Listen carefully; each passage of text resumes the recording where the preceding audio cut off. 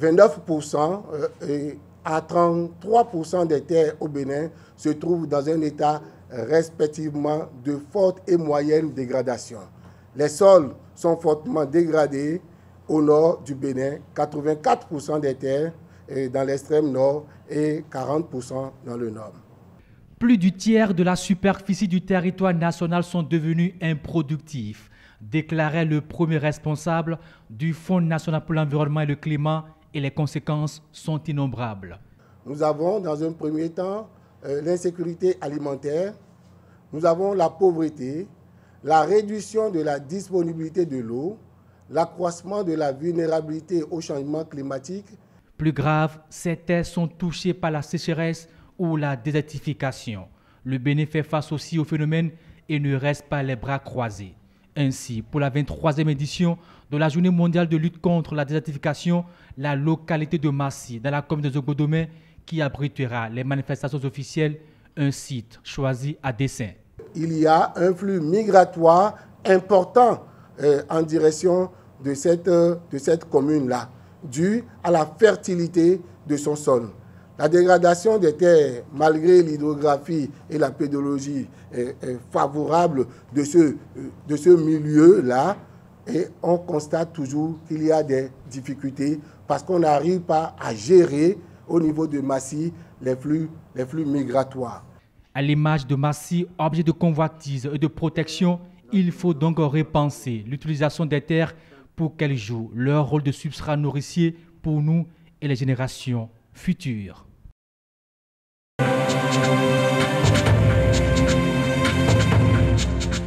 Collège d'enseignement général de Sourouléré.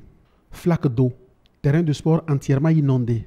Des hommes du groupement national des sapeurs-pompiers à l'œuvre. Situation plus dramatique au complexe scolaire de Yagbé. Une cour de récréation sous l'eau. Un véritable marécage en face des salles de classe. Situation difficile pour le ministre de l'Intérieur et de la Sécurité publique, président de la plateforme de prévention des risques et catastrophes. Très difficile à exprimer. Il y a des endroits, grâce au travail des sapeurs-pompiers et de l'ANPC, des centres d'examen dont on aura besoin lundi prochain sont accessibles. Mais on se pose des questions pour l'examen du 26. Mais les techniciens sont instruits pour faire le minimum qu'il faut pour permettre aux enfants, le 26 prochain, d'avoir accès aux salles d'examen. Une situation habituelle, selon l'élu numéro 1 de l'arrondissement. C'est ce dans quoi je vis tous les jours.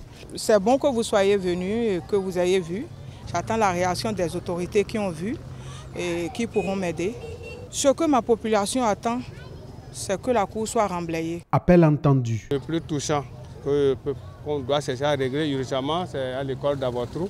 Je vais demander à l'ANPC de leur trouver une demi-douzaine de voyelles de sable pour permettre aux enfants de composer le 6. Des mesures dans l'urgence, difficiles à mettre en œuvre. La cause, des phénomènes météorologiques non pris en compte par les autorités municipales. Avis du ministre de l'Intérieur et de la Sécurité publique. On me dit par exemple, là où nous sommes ici, c'est parce que les caniveaux ne sont pas curés que le pompage est difficile. Ce serait été bien que les gens aient fait ce travail-là avant que les pluies ne s'installent, parce qu'on sait que c'est des phénomènes naturels, qu'à un moment donné de l'année, il pleut abondamment à Cotonou et les quartiers les plus bas seront inondés. Autrement dit, gouverner, c'est prévoir.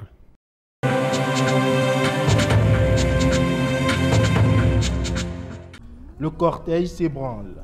À bord, le préfet du littoral et le ministre du cadre de vie et du développement durable. Ils sillonnent les artères de Cotonou pour constater l'effectivité ou non de l'enlèvement des déchets sur les axes routiers. Du marché Saint-Michel au parc triangulaire de Dantorpa en passant par le marché Bégamin, le constat est pareil presque partout. Les rues sont dégagées. Les instructions sont données de part et d'autre. Les citoyens qui résistent et qui occupent illégalement l'espace public sont rappelés à l'ordre par l'autorité préfectorale. Cette visite de terrain fait suite au constat déploré il y a quelques jours du mode opératoire de ramassage des ordures mis en œuvre par la mairie de Cotonou. Nous avons pris l'initiative de négocier avec un opérateur pour l'enlèvement au quotidien des déchets solides ménagers qui jonchent toutes nos grandes artères.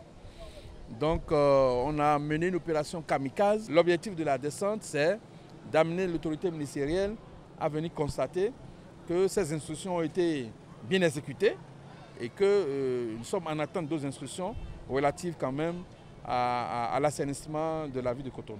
Le ministre, conscient de l'enjeu, n'entend pas laisser créer une bombe écologique dans la ville. Nous sommes en saison de pluie, toutes les voies ne sont pas revêtues. Laisser les déchets pourrir à l'air libre pendant 2 jours peut déclencher une épidémie. L'État ne peut pas croiser les bras. Quel que soit ce qui va se passer, l'État ne peut pas croiser les bras. Nous avons pris les dispositions pour assainir. Cette énième descente sonne donc le glas de l'insalubrité dans la ville de Cotonou.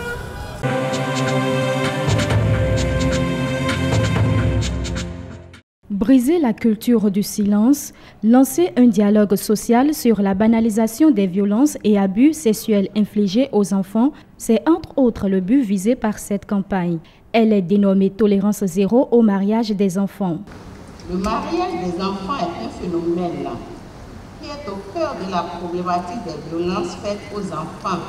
Notre pays, le Bénin, a affiché depuis 2014 sa ferme volonté d'œuvrer pour réduire, voire éliminer progressivement le mariage de ces âmes innocentes. Le phénomène du mariage forcé touche 37% d'enfants en Afrique.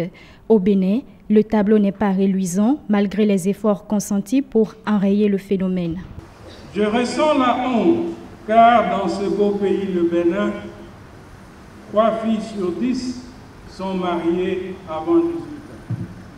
Quand cette petite fille est donnée en mariage, son corps immature est assujetti au vol, l'exposant ainsi aux maladies dont le VIH-Sida.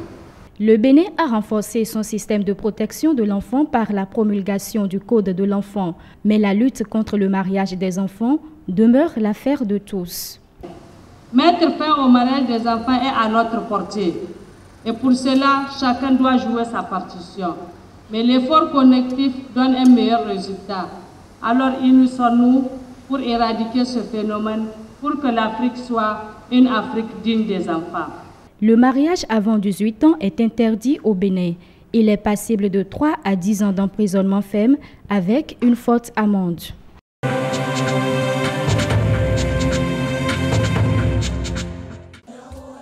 Écriture au mur, griffonnage et dessin. Tout reflète ici l'environnement convivial des Boutchos. Nous sommes au foyer Sononyon où enfants, adolescents et parents célèbrent ce jour consacré à l'enfant. Nous les enfants de CDAB sommes très contents de vous voir si nombreux à cette fête. Vous nous aimez vraiment.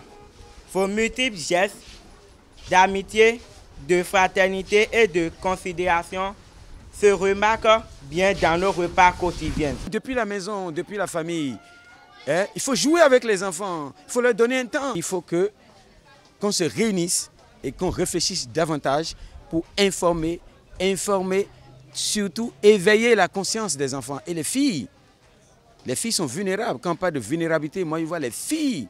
Placée sous le signe de l'autonomisation et l'égalité des chances des enfants en Afrique d'ici 2030, cette journée leur a également permis de faire le bilan des activités effectuées durant l'année écoulée.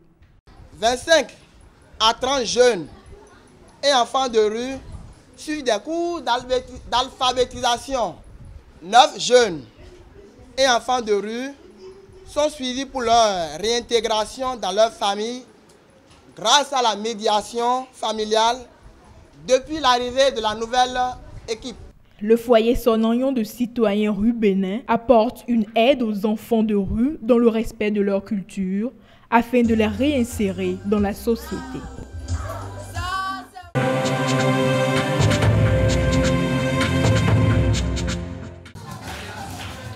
Un regard attendrissant assorti de bras chargés de vivres, c'est la bonne manière bien généreuse avec laquelle l'organisation non gouvernementale ORIDA entendait, Organisation pour la recherche, l'éducation et le développement en Afrique, commémore la journée de l'enfant africain. Au-delà des mots, des gestes de bienveillance auprès des enfants en situation difficile, privés de leur père et ou de leur mère, de l'orphelinat, le refuge, Claudia Meyeko, d'Agassa Godomé dans la commune d'Abomey-Calavi. Notre cœur, notre instinct nous a amenés vers eux. Ce sont des enfants orphelins pour la plupart. C'est pourquoi nous avons décidé de leur apporter notre assistance. Nul n'a le droit d'être heureux tout seul, dit-on. Nous avons décidé juste de venir passer quelques petites minutes en compagnie de ces enfants, en compagnie de ces aides pour leur prouver un instant qu'ils ne sont pas seuls, à qui on doit de l'amour, qui ont besoin d'un grand amour pour évoluer. Malgré vos multiples occupations, vous avez tenu à nous donner la joie. Mais plus encore, vous êtes venus les bras chargés. Soyez élevés pour cet amour qui n'a pas de prix. Recevez par ma voix la profonde reconnaissance de tous mes frères et sœurs, celle de notre Père fondateur et de nos encadreurs pour ce que vous faites en ce jour. 188 enfants de 3 mois à 25 ans sont nourris, logés et scolarisés dans cet orphelinat créé en 2011 par le père Roger Medi. Orphelinat Le Refuge, Claudio Mieko, des prénoms et noms de l'enfant unique d'un couple italien prématurément disparu lors de la visite du fondateur de cet orphelinat au pays des papes.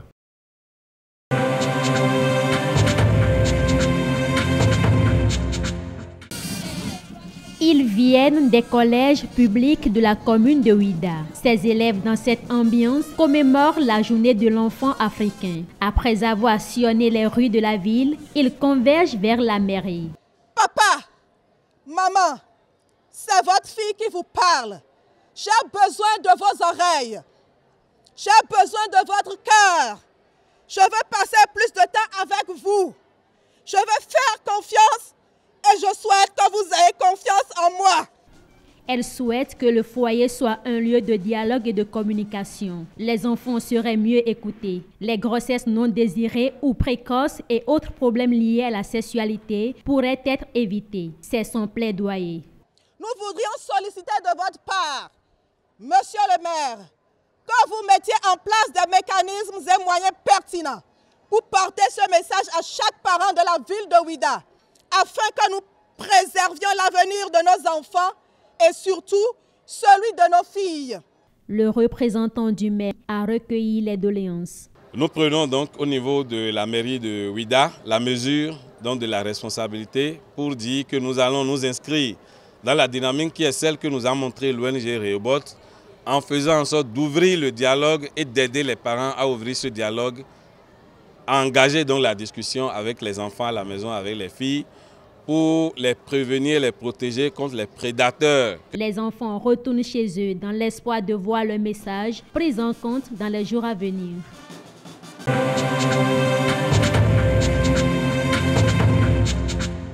Trois réformes prennent corps dans les locaux du Centre national de sécurité routière. Il s'agit de l'introduction des macarons sécurisés, l'informatisation effective de toutes les caisses et la mise en service du SMS rappel sensibilisation. Tout ceci pour favoriser les opérations de visite technique dans de meilleures conditions. Le macaron sécurisé du CNSR est un dispositif visuel adhésif à double facteur de sécurité qui sera apposé sur le pare-brise des seuls véhicules ayant passé la visite technique avec succès. L'informatisation des caisses vise à sécuriser les recettes. Le SMS rappel permet donc de rappeler à l'usager client l'échéance de la visite technique et de partager les messages de sensibilisation. Fini donc l'ancien système de vérification d'authenticité des visites techniques. Les contrôles s'effectueront désormais à partir d'un simple téléphone Android mis à la disposition des forces de sécurité et des agents du CNSR. Des réformes innovantes qui vont aussi réduire les probables cas de détournement de fonds constatés par le passé. Nous avions compris que de 25 000 que les gens percevaient, très peu rentraient dans la maison.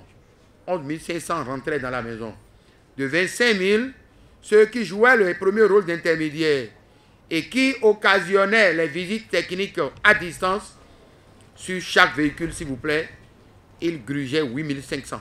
À cette occasion, 250 kits de constat d'accident ont été remis à la police et à la gendarmerie, ces forces de l'ordre et de sécurité qui appuient le CNSR dans sa mission régalienne.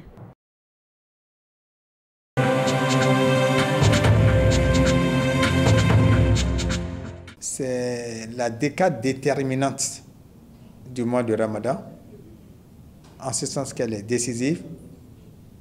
Et c'est au cours de cette décade que se trouve l'élément de très grande convoitise que constitue la nuit du destin, la nuit d'Al-Qadr, qui est meilleure que 1000 mois. Vous savez, dans son discours, le premier élément sur lequel le prophète Mohammed a mis l'accent pour annoncer, c'est la nuit d'Al-Qadr. Il dit, vous avez un mois d'une grande importance devant nous, et au cours de ce mois, il y a une nuit qu'on appelle la nuit d'Al-Qadr. Il n'a pas commencé par le jeûne. Or, la nuit d'Al-Qadr, qui est meilleure que le mois, il faut pouvoir la rencontrer. On lui a demandé où se situe. Il a dit dans la dernière décade. Mais ça doit être dans les nuits impaires. Donc, le mieux, il vaut mieux passer les 10 dernières nuits en veillée, en adoration. Et comme conduite à tenir, le prophète Mohammed sallallahu alayhi wa sallam, à la dernière décade, réveillait tous les membres de sa famille en âge de prier pour ne pas rater les mérites de cette nuit-là. Parce qu'il a été dit, celui qui aura raté cette nuit aura été vraiment du nombre des malheureux. Et la conduite à tenir, attendez, dès que le carême devient 20, la nuit, regardez un peu, la nuit crue de monde, de gens qui vont en direction des mosquées pour pouvoir aller prier. Et là, on a l'avantage de la prière en groupe. Là également, on a l'avantage d'écouter et de suivre la lecture du Coran. Là, on a l'avantage du zikr, on a l'avantage de suivre les prêches et on a toutes les chances de ne pas dormir et ne pas rater cette nuit d'Al-Qadr.